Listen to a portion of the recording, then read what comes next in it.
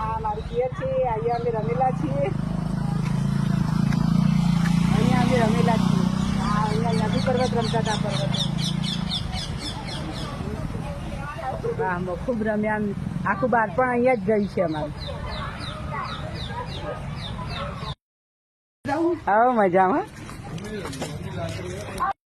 અહીંયા રમતા હતા નદી પર્વત.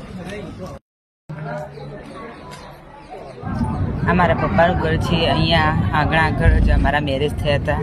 આ ઘરમાં જ